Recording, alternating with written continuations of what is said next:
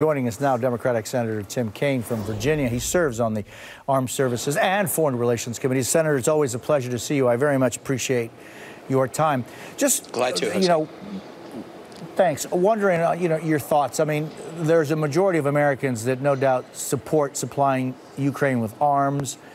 However, the public, Senator, is divided on whether Washington should urge Ukraine to settle for peace as soon as possible, according to a new poll.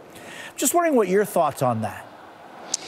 You know, Jose, I saw that poll. I mean, I've been really gratified by the strong support of a bipartisan supermajority in both houses of Congress for supporting Ukraine. And as I travel around Virginia, and as you know, we're a very military state with so many installations, the support for Ukraine is very strong.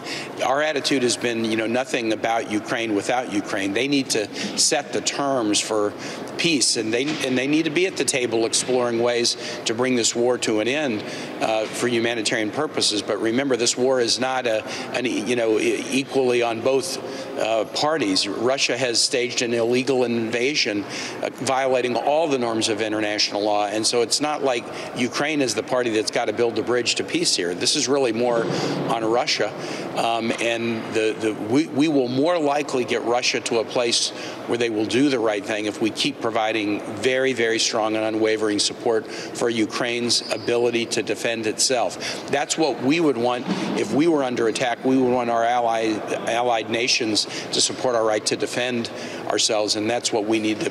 That's where we need to be with Ukraine. And, Senator, turning to another crisis, you and your colleagues just introduced bipartisan legislation to support human rights in Venezuela. What does that mean, Senator?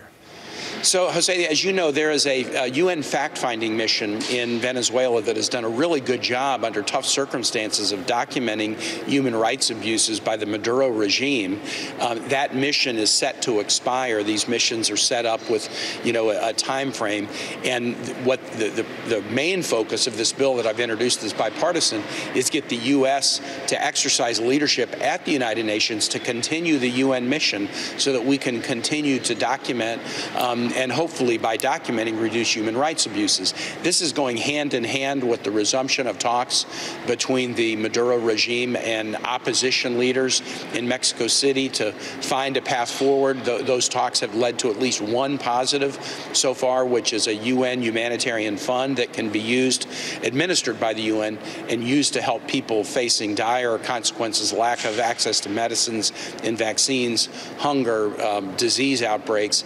So there is some, after a long period of really no progress in these negotiations, there's some forward movement, but we don't want to take the pressure off of this spotlight that the UN has had on human rights abuses. We need to keep that pressure front and center.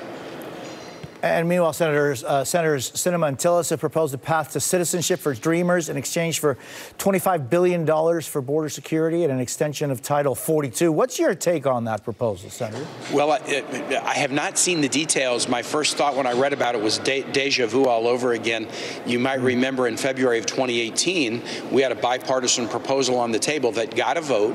We had 8 Republican co-sponsors and 8 Democratic co-sponsors. I was key to negotiating it, and it was protection for Dreamers in exchange for $25 billion of border security over 10 years, not building the wall, but using that money to do security the right way.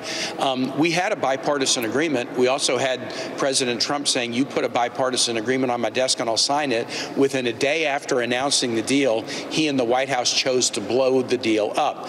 I don't know how different the Tillis-Sinema proposal is to what we had before. I'm not sure that it is as expansive in protecting Dreamers, and it also includes the whole Title 42 question, which was not an issue in February of 2018. So the devil's in the details. We have to take a look.